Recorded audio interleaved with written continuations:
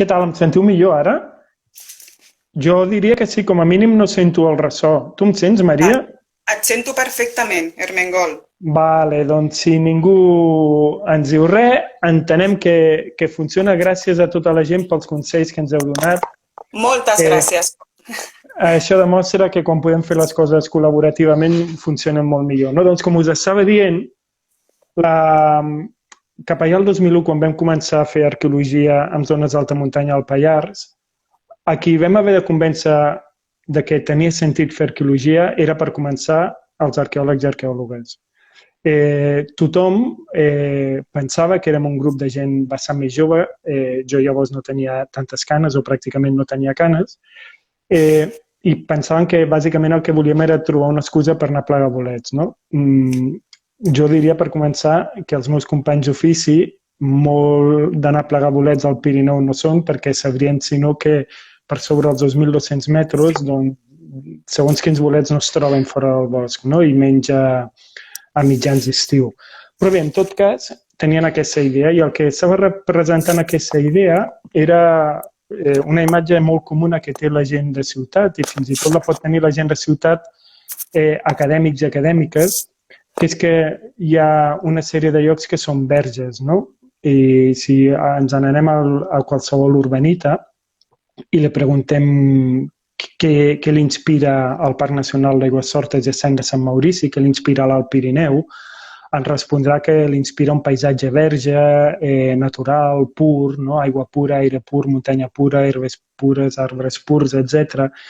I això el que està dient és que ho contraposen amb l'espai urbà on la gent hi vivim, la gent hem fet construccions, la gent l'hem fet servir de tota la vida, on hi ha romans, on hi havia íbers, on hi havia prehistòrics, etc. a sota terra. No?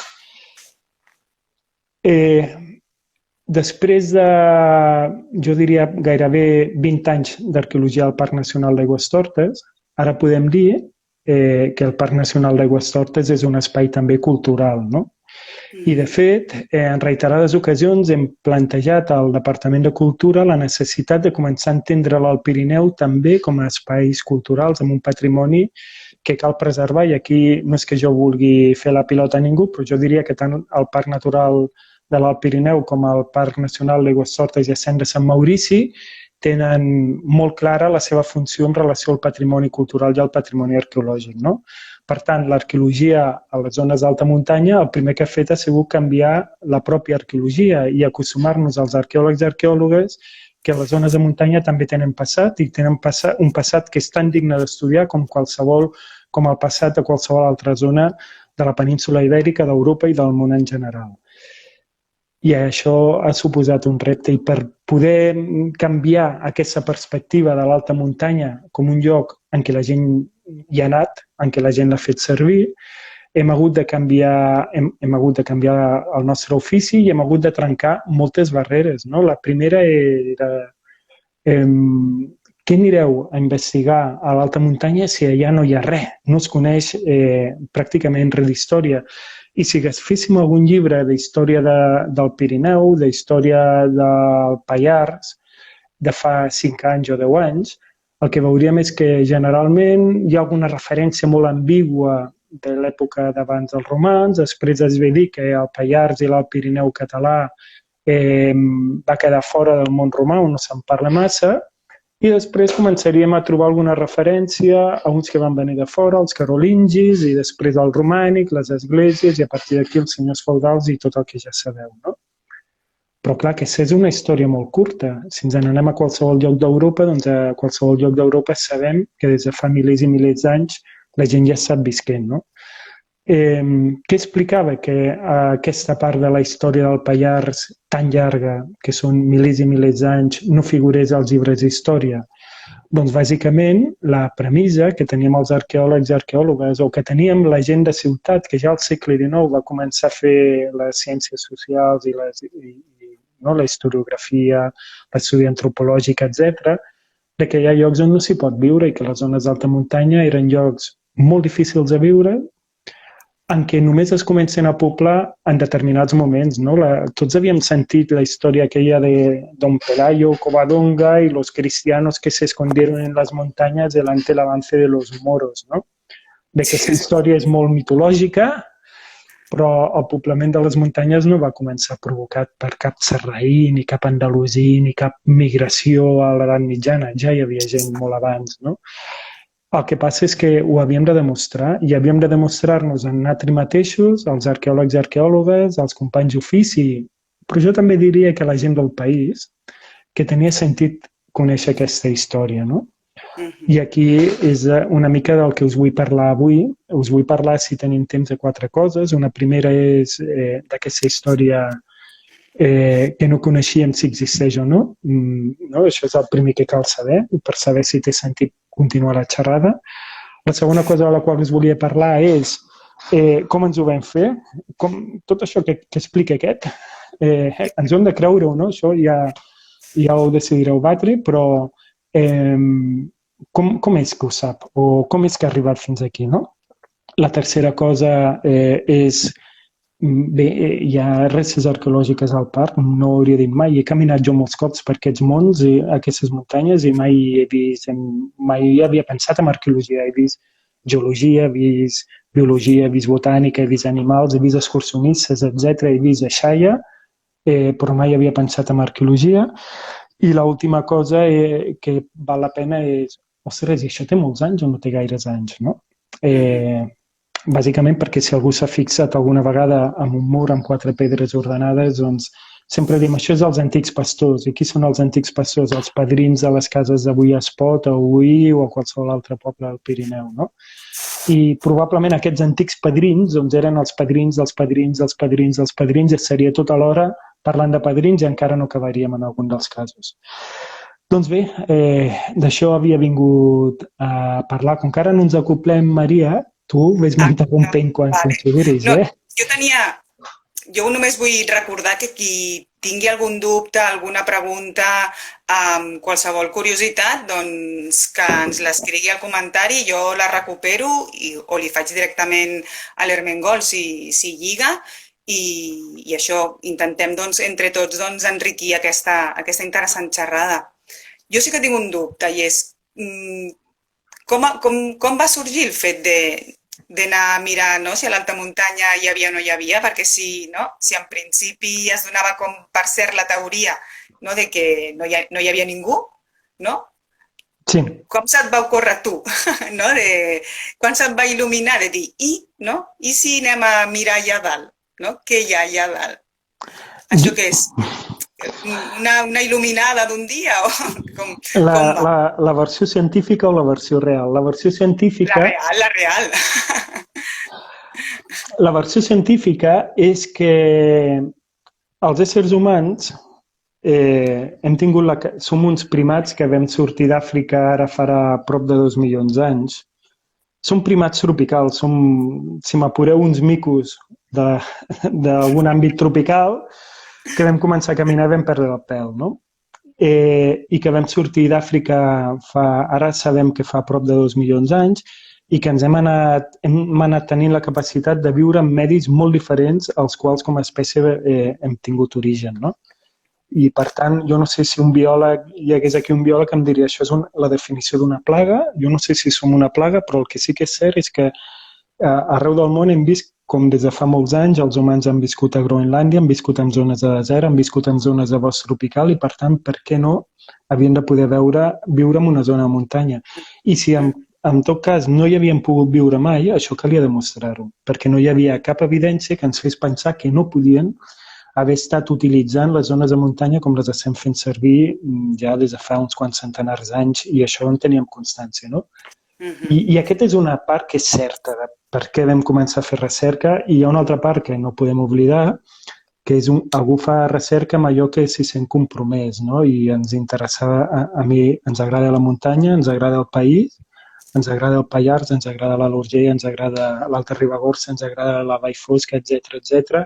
Ens agraden les zones del Pirineu i les zones de muntanya europees, i pensem que és important de cara a poder planificar com volem que sigui el futur a les zones de muntanya, conèixer d'on venim, no? Perquè és allò, si voleu, tan típic i tòpic de que qui perd els orígens per la identitat, però si no sabem com hem arribat fins aquí, difícilment podrem decidir com volem que sigui el present i el futur, no? I per tant pensàvem que Jo sé fer arqueologia, no sé fer altres coses i per contribuir a això doncs, ho podíem fer a través de la recerca.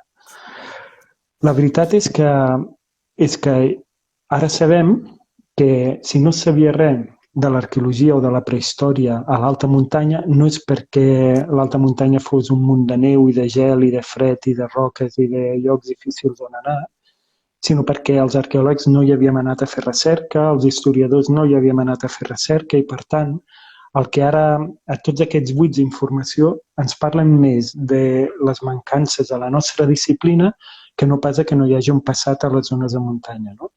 I el que puc dir és que després d'aquests 19 anys de recerca, el que ara llavors encara no existia el Parc Natural de l'Alt Pirineu i en l'actual també Parc Nacional d'Aigüessortes i Cens de Sant Maurici, doncs concretament en aquest últim, en el Parc Nacional, és una de les zones amb més restes arqueològiques documentades de totes les serralades de muntanya del sud d'Europa. Concretament, a dins de l'àrea perifèrica i l'àrea nuclear del Parc Nacional, a data d'avui hem documentat aproximadament 356 jaciments arqueològics. No? I a què em refereixo per jaciments arqueològics? Doncs llocs on hi ha restes arqueològiques que van més enllà d'un simple objecte i que ens permeten documentar la presència humana al llarg del temps en aquest lloc, no? En algun moment del temps. Per exemple... Són molts, no? És un espai relativament petit, no?, el Parc Nacional, per trobar tants jaciments. No?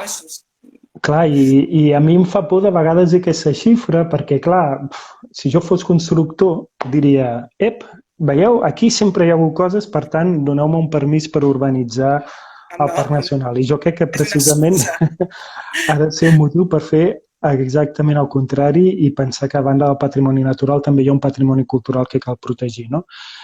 350 restes són moltes i quan nosaltres diem jaciments arqueològics ho fem per acotar, perquè de fet el que ens portarà a l'estudi d'aquests 350 jaciments arqueològics és entendre que el paisatge actual del Parc Nacional en ell mateix s'ha construït per la geologia, s'ha construït per tota l'orogènia alpina, s'ha construït per tots els canvis climàtics del Plistocè de l'Holocè, s'ha construït per la dinàmica general de les vegetacions, etc., però també s'ha construït per l'ésser humà que el freqüenta. No? I la prova són aquestes restes arqueològiques que trobem per tot arreu. I algú podria pensar, bé, doncs...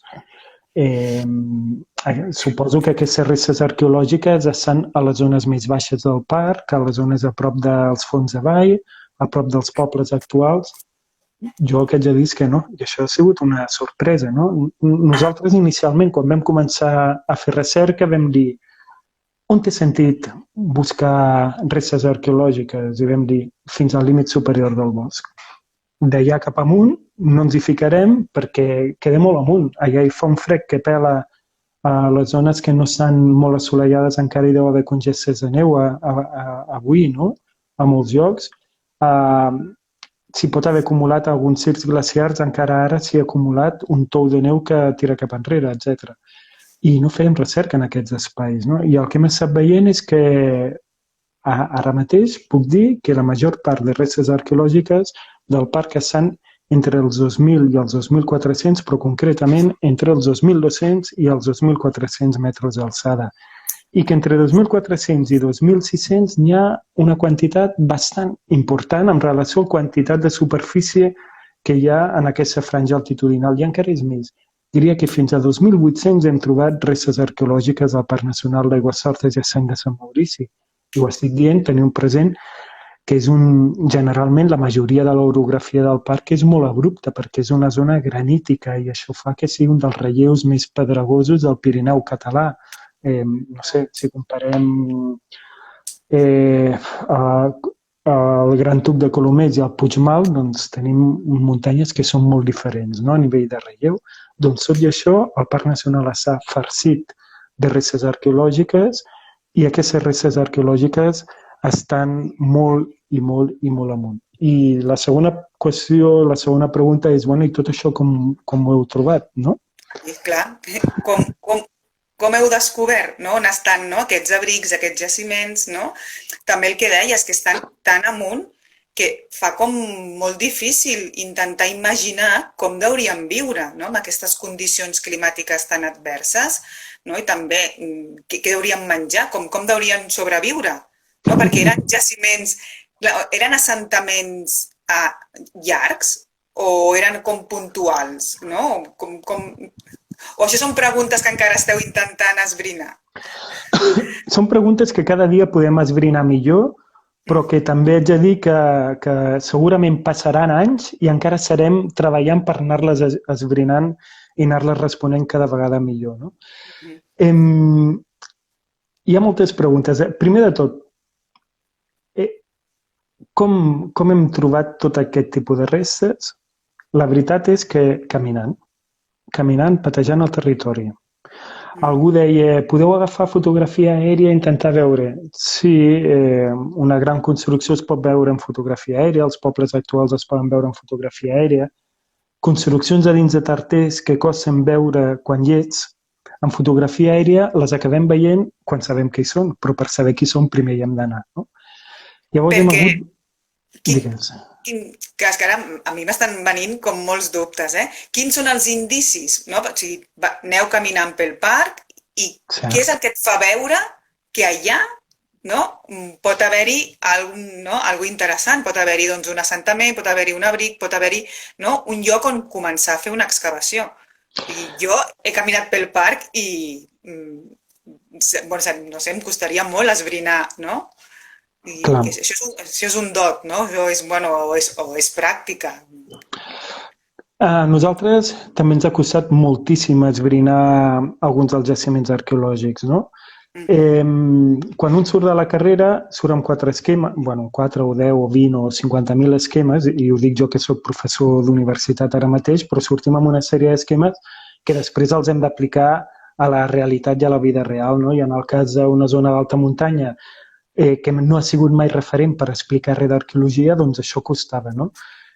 Com hem identificat? Doncs, primer, aprendre a conèixer el territori. Tot allò que no podem explicar a partir de la natura, només es pot explicar a partir d'individus que hem estat corrent pel territori, no? Llavors, per exemple, sobre el poble de Jou, hi ha un punt que en diuen la pedra de Jou.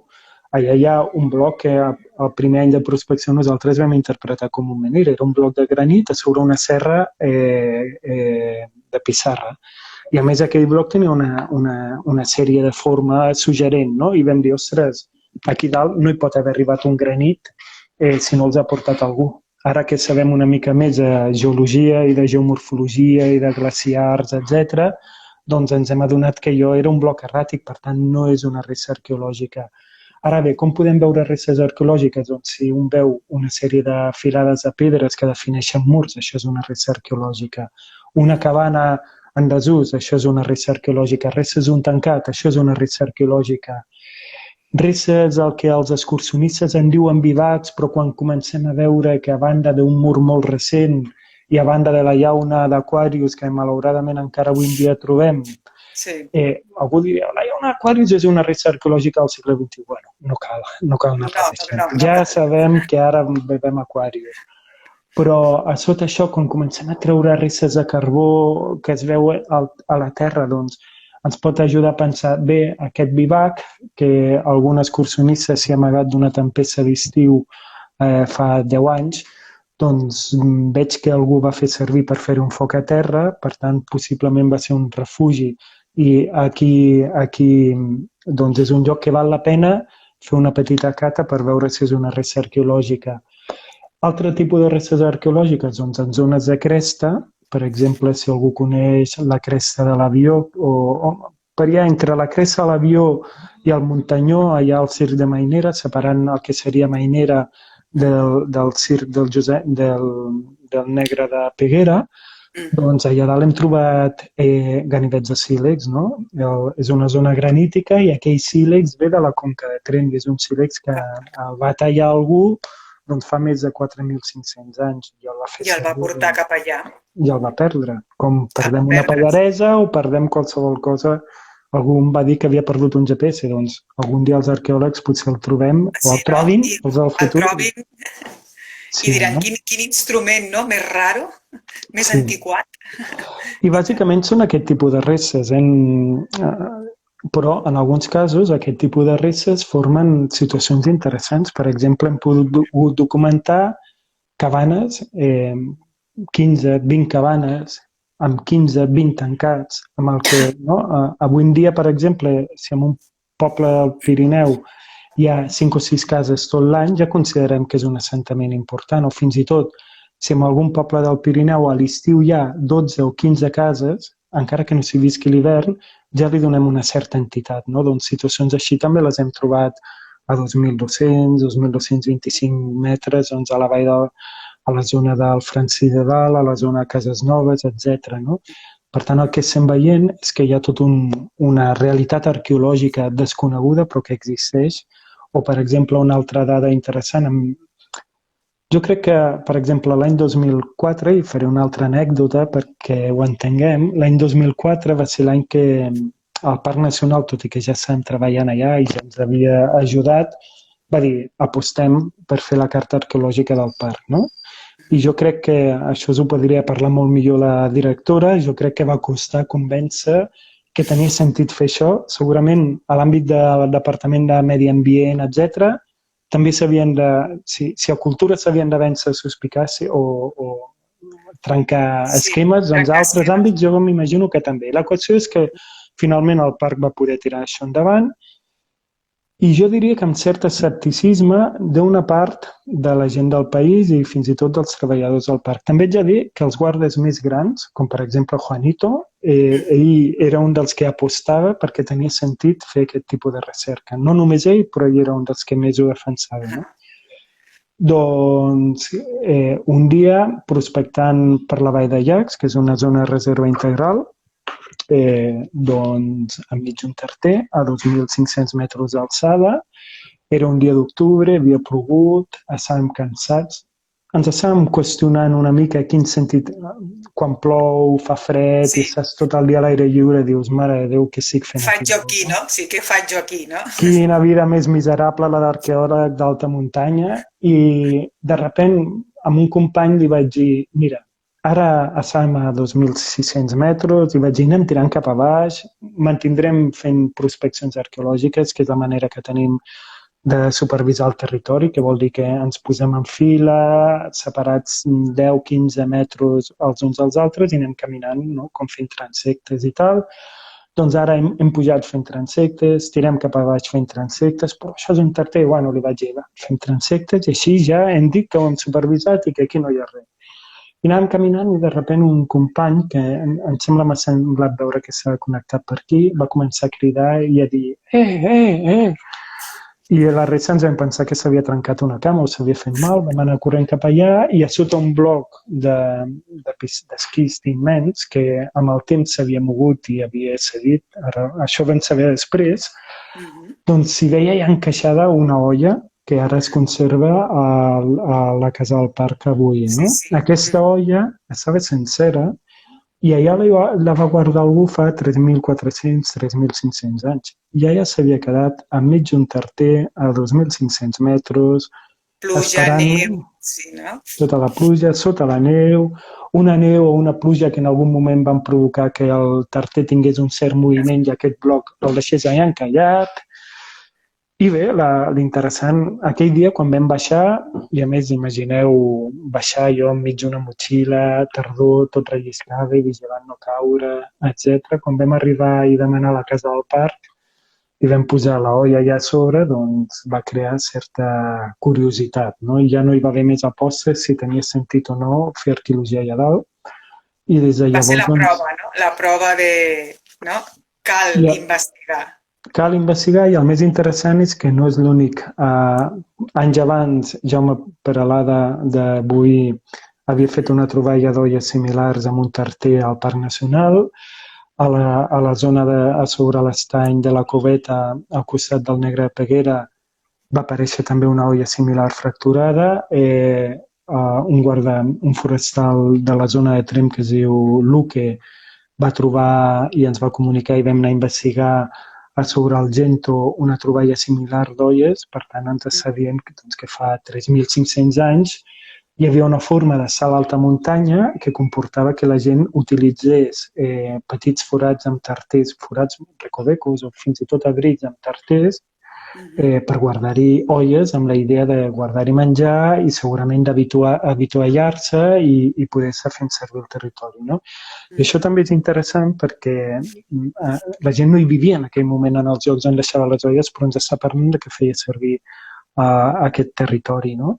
A diferència, per exemple, de quan la gent, uns milers anys abans o uns milers anys després, el feia servir i vivia, no? I feia cabanes, feia construccions i anava allà i passava la nit amb els ramats. No?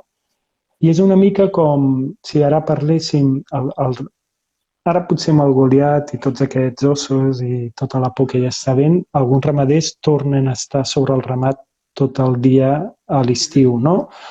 Però fa 10 anys la immensa majoria de ramaders que jo conec movien el ramat cap amunt, si eren vaques i tal els hi portaven sal i de tant en tant pujaven a guaitar-lo i després baixaven, no?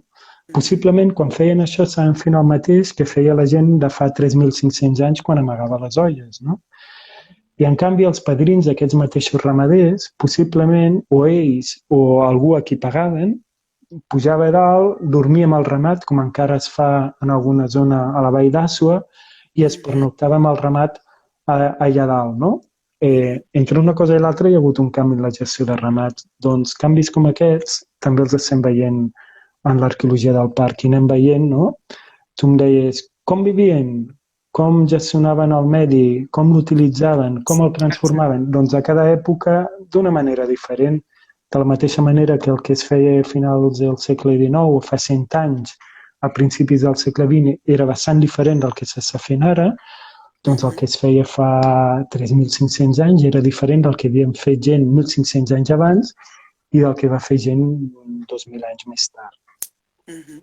I llavors, si busquéssim una mica, doncs, quin període hi ha hagut gent vivint al parc? O sigui, podem tirar molt enrere o no podem tirar molt enrere? No, perquè han sortit datacions del Neolític, no? O sigui, això és, bueno, això es fa molts anys. Sí. No? Quan veiem 4 restes d'una paret, sempre tendim a pensar que, i l'explicació és això van fer tal de casa tal de tal poble, no?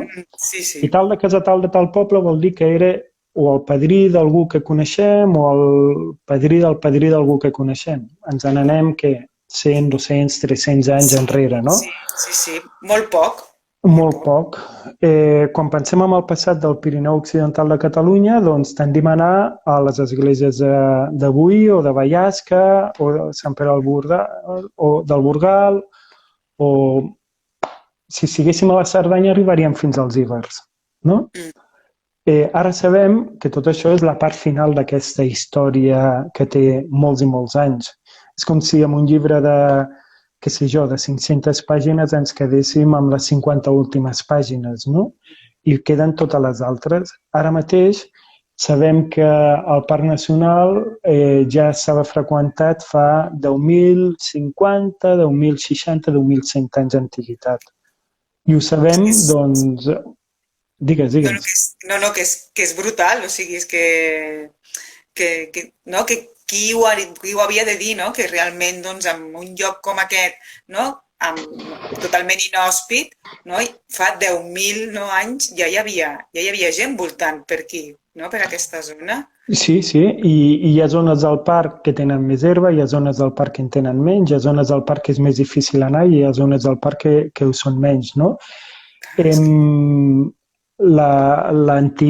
Diguem, el jaciment amb la datació més antiga és un petit bloc erràtic que feia un petit bivac, un petit abric, que l'havien fet servir alguns excursionistes, que l'havia fet servir algun pastor que havia portat llenya i havia fet algun foc a terra i se li havia trencat un pot de Nescafé, què sé jo, fa potser 40 o 50 anys i el va deixar per allà, que a mitjans del segle XX havia fet servir llaunes de sardina fetes a França, però no sabia que allò que estava trepitjant a sota hi havia 10.000 anys d'història. No? I quan dic 10.000 anys d'història vull dir que en època dels visigots hi havia estat gent, havien fet parets, havien fet construccions. De fet, ja al segle XIX hi havia hagut gent. Com deia, a l'època dels visigots hi havia hagut gent. A finals de... el que seria inicis d'època ibèrica, per entendre'ns, també hi havia hagut gent per allà. Que durant l'època de les olles aquestes que s'amagaven en tarters també hi havia hagut gent fa 3.500 anys, que en el neolític que has parlat tu, en diversos moments també hi havia hagut gent que havia estat tancant, havia fet parets de fusta, havia anat buscant com adequar aquell espai per fer-ho servir com a cabana, que feia quasi 8.000 anys hi havia pujat una gent abans que aquí hi haguessin ramats i que hi hagués agricultura, o sigui, abans del neolític, i que havien pujat molt probablement a caçar perquè anaven carregats de puntes, van deixar moltes puntes de projectil fracturades, o sigui, havien estat caçant animals amb fletxa i quan la fletxa impactava amb l'animal es trencava la punta que es clavava clavada dins de l'animal, no? I fins i tot aquests de fa 8.000 anys no sabien que 2.000 anys abans ja havia pujat una gent a fer exactament el mateix, a caçar, no? I havien pujat, i el que és interessant és que era una gent que portava les eines, doncs, com deia, no? Per fer una eina de pedra s'ha de tenir un material apropiat, i en aquest cas portaven material de sílex, que el portaven de la Conca de Tremp, o sigui que és una gent que potser a l'hivern estava al Prepirineu o així i a l'estiu se n'anava a pujar muntanya amunt a buscar recursos pel seu dia a dia, com podia ser la cacera, no? Clar, sobta, no?, aquesta mobilitat que podien tenir, no?, de moure's tant per sobreviure, no? Tot seria doncs, per intentar doncs, no?, anar vivint, però realment no, de la Conca de Tremp pujar fins aquí al parc, bueno, és una distància molt gran, a peu. Bueno, és que ho trobo tan impressionant que... Bé, l'altra alternativa seria que hi hagués relacions d'intercanvi amb poblacions allunyades, no? Per exemple, quan fa 4.500 anys o 5.000 anys a jaciments com la cova del Sar de Boí, molt a prop una mica entre el planell d'Aigüestortes i el Llebreta, hi havia gent que feia servir ganivets de sílex que havien vingut ja fabricats i que s'han fets amb material que ve de la zona de Casp i la zona del curs de l'Ebre, doncs ens està parlant d'algun tipus de, segurament, una de dos, o hi havia molt poca gent al territori i per tant la gent es podia moure en un espai buit, cosa poc probable ja a aquesta època, o que les poblacions del Pirineu no estaven tan aïllades com tenim al cap, no? Aquesta imatge del Pirineu aïllat segurament és una imatge molt construïda al segle XIX i amb tot el romanticisme, etc. No?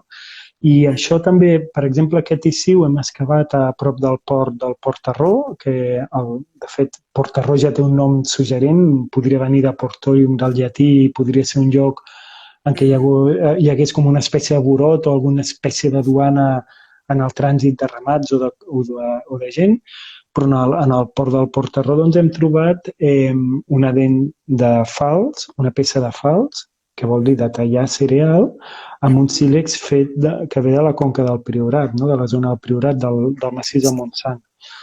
Clar, és que és espectacular, no? Aquesta mobilitat, no? Pensar que fa tant de temps ja hi havia aquestes relacions comercials o d'intercanvi, no? Quan sempre ens han vengut aquesta idea, no? De que el Pirineu ha sigut una zona molt aïllada, no? Que fins que no es van obrir carreteres, quasi, no? La població pirinenca estava com molt tancada i és trencar esquemes i trencar com mites, no? O sigui, que realment ha sigut una zona totalment oberta i totalment, doncs, d'intercanvis, realment interessantíssim. Sí, de mites a nosaltres també ens en queien. Els primers projectes de recerca que vam fer s'anomenaven de la cacera a la transhumància, etc. I això vol dir que nosaltres teníem al cap que la gent que havia utilitzat o s'havia establert a l'alta muntanya i havia viscut com a mínim una part de l'any, doncs havíem passat d'economies caçadores, com les primeres de fa 10.000 anys, a economies ramaderes, essencialment ramaderes. No? Quina és la nostra sorpresa quan en alguns jaciments el que veiem és que hi ha eines que han servit per tallar cereal, no? O quan veiem que hi ha indici llavors de cereal. Llavors això ens obre una incògnita que més, per exemple, treballant amb investigadors que es dediquen a estudiar l'evolució de la vegetació, quan ells diuen, caram, jo estic veient que que hi ha un pol·len de cereal aquí dalt. I el pol·len de cereal circula molt poc. Quan dic aquí dalt, no a 2.300 metres, però potser sí a 1.800, 1.900, fins i tot 2.000, doncs ens està plantejant que en determinats moments hi va poder haver-hi conreus cerealícoles a algunes zones del parc. I Clar, estic això també parlant... és... Sí. No, dic que això que imaginar que en el Parc Nacional hi hagi conreus de cereals és com que xoca aquesta teoria, però realment pel que estàs dient sembla que sí, que tot apunta que en algun moment petits trossets s'haguessin cultivat algun tipus de cereal.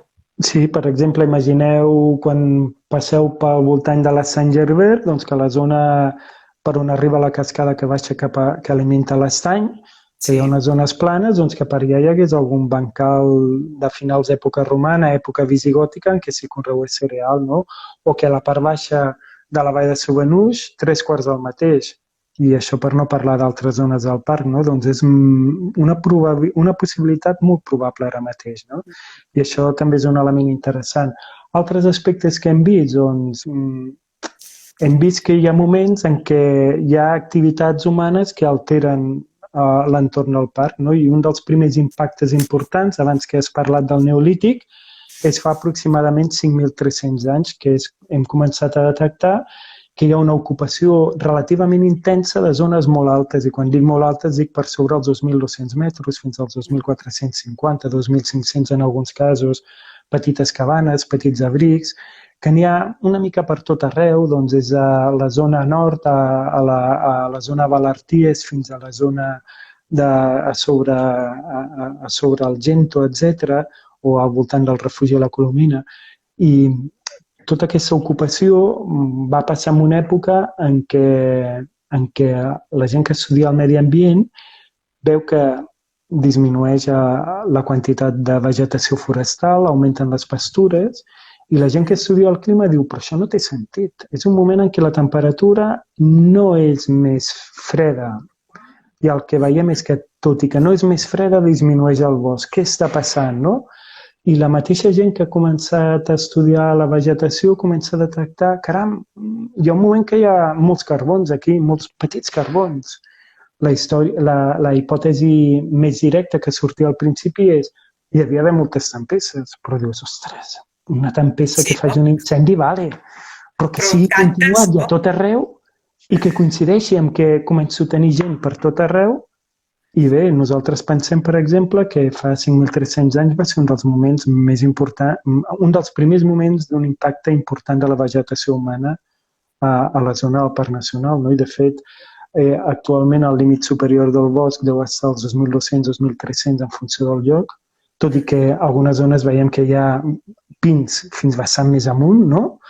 I probablement fa 7.000 anys o 7.500, abans que hi posessin ramats, el límit superior del bosc estava per sobre els 2.500 metres d'alçada, no? I això no estem segurs.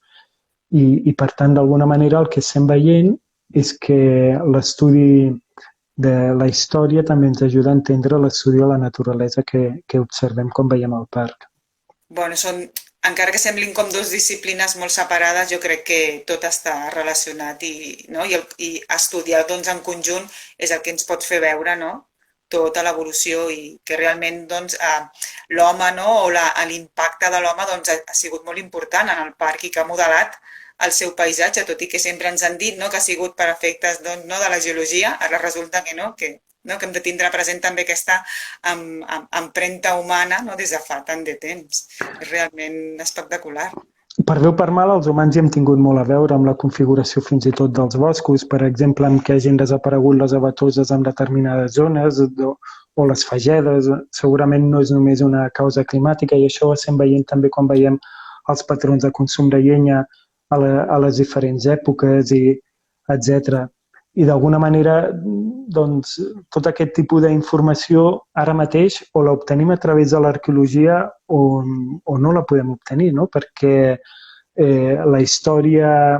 Primer que les fonts, diguem, els historiadors de fa 500 anys, 1.000 anys, o la gent que documentava i explicava història o explicava com vivia la gent a aquesta època, es fixava molt poc amb la gent de l'alta muntanya, no? Perquè, doncs, i després perquè la memòria oral doncs, arriba fins on arriba i de la mateixa manera que avui en dia tenim la capacitat de canviar les formes de vida, doncs l'encaix de la muntanya a la realitat de l'època també ha sigut molt diferent. Hi ha hagut èpoques en què era un espai poc important i hi ha hagut altres moments en què era un espai important en el desenvolupament de les poblacions del nord-est de la península ibèrica.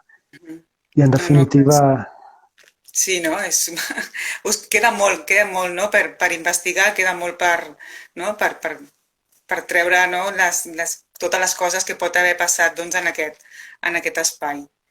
Ens queda poquet. A veure, vaig a mirar l'hora. Són les 8, tenim 10 minutets, més o menys, perquè ja sabeu que això d'Instagram, quan fa l'hora, ens talla. Llavors, si algú té alguna pregunta, si algú ens vol escriure alguna curiositat o alguna cosa que no hagi quedat clar, jo crec que no, perquè t'has explicat superbé i és tot molt entenedor. Sí que jo he recollit una pregunta de la Sílvia Coibí que ens preguntava on es poden consultar tots aquests estudis que esteu fent, si són consultables, si no... Sí, tenim un blog que si al Google, jo diria que és arqueologiademuntanya.wordpress.com, però si al Google posa arqueologia de muntanya, hi ha un blog on intentem anar penjant notícies de tant en tant i llavors hi ha un apartat que diu publicacions, una pestanya per allà dalt, i intentem penjar en obert totes les publicacions que anem fent. Potser ens n'hem descuidat alguna i en tenim alguna pendent, però en general ho tenim bastant actualitzat. A banda, l'Organismo Autónomo de Parques Nacionales va editar un llibre d'arqueologia al Parc Nacional que recull el que llavors eren 11 o 12 anys de recerca arqueològica, que va sortir finalment el 2016 i que és un recull relativament planer, jo crec, de llegir i més o menys complet, tot i que tenim un problema, que és estem treballant en una zona que coneixem molt poques coses, que cada any de recerca aporta informació nova i hi ha alguns aspectes del llibre que comencen a ser una mica desfasats. No? Això és positiu perquè vol dir el dinamisme i és, ara hem de tornar a escriure un altre llibre, que no entra, no? Però la gent t'ho agrairà. No, i serveix, encara serveix per tenir idees generals i el que s'hagi d'anar matitzant, doncs amb el temps ja ho anirem fent. I també hi ha el llibre de les jornades que fa el parc i que també van sortint els diferents estudis de tot tipus i també els estudis arqueològics que esteu fent vosaltres.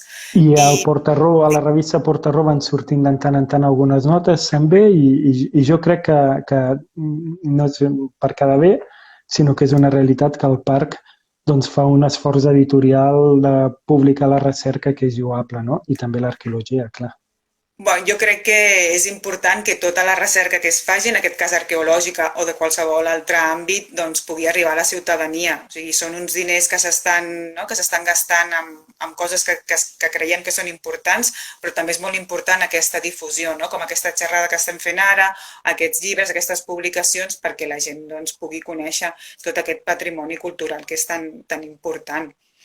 I així per acabar, i ara què? Què fareu? Què teniu en ment? Quins són els futurs? Què voleu excavar? Quins jaciments teniu allò? A part del Portarró, que l'any passat el vau estar treballant, anireu més avall? Tirareu així més cap en sota o teniu altres jaciments en ment que vulgueu excavar? Ara estem treballant a l'abric del Portarró i tenim feina per temps, no? I la veritat és que la curiositat ens faria gratar tot arreu i ens hem de controlar, hem de dir quietes aquestes mans perquè és una feina que hem de fer amb cura i que comporta temps, no? Per treure-hi suc. Com trieu els llocs on excavar? O sigui, hi ha algun indici que us digui aquest té alguna característica que pugui donar-nos una informació que no tenim? O és una mica així a l'atzar? Hem de combinar múltiples variables, no? Interès per la recerca històrica o prehistòrica en general. De fet, jo crec que tan interessants són els jaciments de fa 100 anys, perquè ens estan parlant de com vivia una gent de qui se'n diu molt poca cosa enlloc, com els jaciments de fa 10.000 anys. Llavors aquí tot és interessant, però en aquest cas doncs, el que vam anar a buscar va ser un jaciment que segurament ens confirmaria que el petit abric de les Obagues de Ratera no és una cosa aïllada, que és que aquests petits vivacs que no els hi prestem atenció realment tenen són llibres de història de moltíssimes pàgines que ens parlen de moltes èpoques i que ens permet, per tant, tenir amb una actuació en un mateix joc una seqüència de molts anys, no?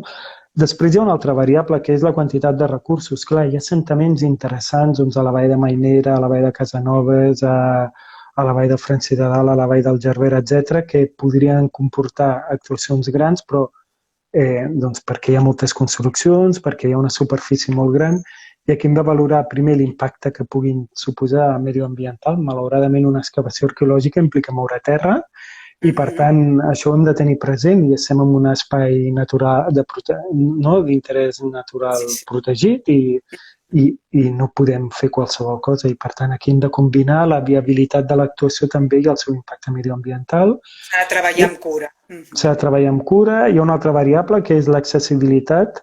Per molt que ens agradi caminar per la muntanya, si ens passem 3 hores o 4 al dia per arribar al lloc i després hem de tornar perquè no hi ha condicions per estar allà dalt, doncs fa que sigui difícil fer una actuació sostinguda, no? I això ens ha passat amb alguns jaciments. I després també hi ha l'interès que tingui doncs, el parc a l'hora de quins circuits prioritza a nivell de divulgació, no? I aquí hi ha d'haver no només és important la recerca, sinó és important com fem accessible la recerca a la població tant del territori com després a un públic més general, no? I per tant aquí hem de combinar molts interessos d'accessibilitat dels llocs, etc. I això obre la porta que una cosa que el parc ens ha demanat sempre i que anem fent al ritme que podem, i aquí segurament si els arqueòlegs poguéssim anar més ràpid hauríem avançat més, és a construir espais explicatius, no? I ja ho vam fer fa un parell d'anys amb una exposició a la prehistòria al Parc Nacional. Potser ara podríem començar a plantejar-nos també l'arqueologia històrica al Parc Nacional. S'ha fet en el seu moment amb un circuit que es va organitzar dels orris de Mainera, que ara caldrà potser repensar, i amb un procés que el parc sempre ens ha estat demanant doncs, de posar en valor tot el que hi ha a la vall de Casanovas, que també realment és espectacular. Doncs, això seran properes actuacions que caldrà tenir present. En prenem nota. Doncs molt bé. Doncs no sé, jo crec que ho podem deixar aquí.